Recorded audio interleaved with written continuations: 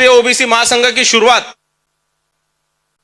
पिछले 8 साल पहले नागपुर में एक छोटा सा पौधा लगाकर डॉक्टर बबनराव तायवाड़े सर ने की थी। और आज 8 साल बाद ये पौधे का रूप एक बड़े पेड़ में हो चुका है और आने वाले सालों में इसका रूप और भी बड़ा होने वाला है। मैं ये आंदोलन से, जब मैं राजनीति में आने का था, तब से तायवाड़े सर के नेतृत्व में आंदोलन से जुड़ा हूं। और जब हम पहली मीटिंग करते थे तब गिने चुने 25-50 लोग रहते थे। और पिछले 7 सालों से, 7 साल पहले दिल्ली में ही कॉन्स्टिट्यूशन क्लब में ये राष्ट्रीय ओबीसी महासंघ का पहला अधिवेशन हुआ था। और वो समय की संख्या उसके बाद बंबई में हुआ, उसके बाद हैदराबाद में हुआ। पिछले 2 साल से कोरोना के कारण ऑनलाइन, एक बार अमेरिका से और एक बार लंदन से ऑनलाइन, पूरे विश्व से जो अपने ओबीसी भाई है वो ऑनलाइन हमसे जुड़े। लगभग 5 करोड़ लोग इंटरनेट के माध्यम से हमारे अधिवेशन से जुड़े थे। निश्चित ही ये तायवाड़े सर का इस सब में बड़ा योगदान है। सभी ओबीसी महासंघ के सभी पदाधिकारी का इसमें बड़ा योगदान है। और ये अधिवेशन के माध्यम से लगभग 22 ऐसी मांगे हमने केंद्र सरकार से और अपने विविध राज्य सरकार से मांग की है। और वो संदर्भ का एक ठहराव यहां पे अपन ने पारित किया है। उसमें पूरे देश में ओबीसी की जाति न्याय जनगणना हो, ओबीसी के लिए राजकीय आरक्षण 27% का जो गया था महाराष्ट्र में वापस मिलने के लिए, और ऐसे एक ने अनेक मांग लेके हमने इस अधिवेशन में ठहराव पारित किया।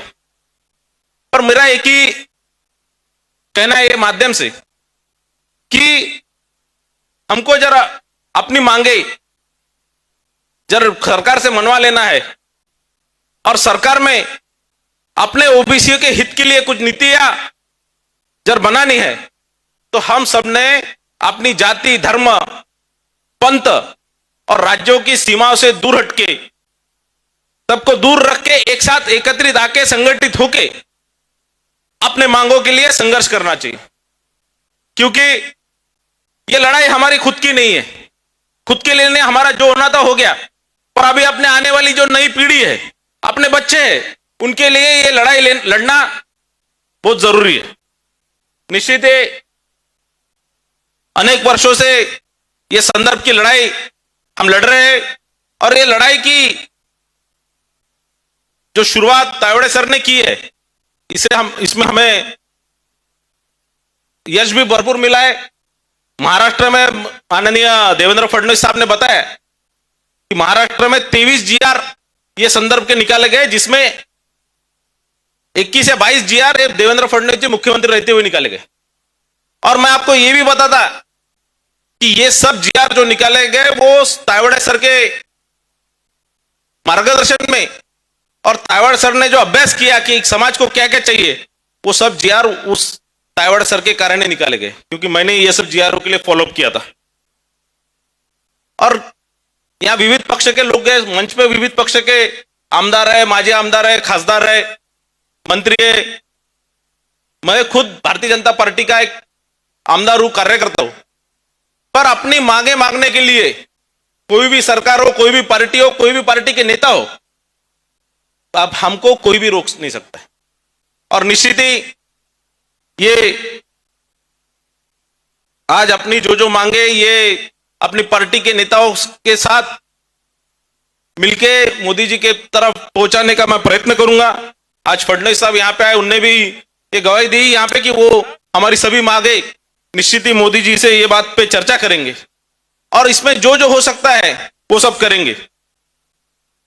मैं ज्यादा बोलना नहीं चाहूंगा, पर यह आंदोलन की जब से शुरुआत हुई तब से ओबीसी के बारे में विचार करना भी शुरुआत हुई। महाराष्ट्र में ओबीसी मंत्रालय हो या देश में ओबीसी कमीशन को, नेशनल ओबीसी कमीशन को कॉन्स्टिट्यूशनल दर्जा देना हो, ये सब चीजें, ये आंदोलन के कारण ही, ये ओबीसी राष्ट्रीय ओबीसी महासंघ के जो आंदोलन हुए, राष्ट्रीय ओबीसी महासंघ के जो सम्मेलन हुए, इनके माध्यम से ही पूरे देश में होते गए। निश्चित ही मेरा एक हमेशा मुझे बोला जाता है कि ओबीसी हमेशा पिछड़ा क्यों रहा, ओबीसी के मांगे अभी तक पूरी क्यों नहीं हुई। ये देश स्वतंत्र हो गया, 75 साल हो गए। ये देश में पहली बार ऐसा हुआ कि ये देश के पंतप्रधान भी ओबीसी है और कल ही जो उपराष्ट्रपति चुन के आए वो भी ओबीसी है। और निश्चित ही जैसे फिरदौस जी मिर्जा जी ने बोला कि हर जगह पे ओबीसीओ का सहभाग होना चाहिए, चाहे जुडिशरी हो, चाहे बाकी पॉलिटिकल पार्टी हो या कहीं में भी, चाहे मंत्रिमंडल हो, सभी जगह पे ओबीसीओ का आरक्षण होना चाहिए, निश्चित ही होना चाहिए। और मेरा एक ही कहना है कि हमें क्यों नहीं मिला। जब ये बात पे जब मैं अभ्यास करता हूं तो हम सब एकत्रित नहीं, संगठित नहीं है। जिस दिन पूरे देश के 60-70 कोटि लोग, करोड़ लोग ये सोच ले कि हमें हमारा हक के लिए लड़ना है, उस दिन हमें निश्चित ही अपना हक मिलेगा। और मुझे ऐसा लगता है कि इसके बाद जब दिल्ली में अधिवेशन हो और राष्ट्रीय ओबीसी महासंघ के माध्यम से इसका अधिवेशन हो, तो लाखों की संख्या में जब दिल्ली के सड़कों पे पूरे देश से ओबीसी समाज के लोग आएंगे, निश्चित ही सरकार को हमारी सभी मांगे पूरी करने होंगी। यही कहते हुए मैं अपने शब्दों को विराम देता हूं।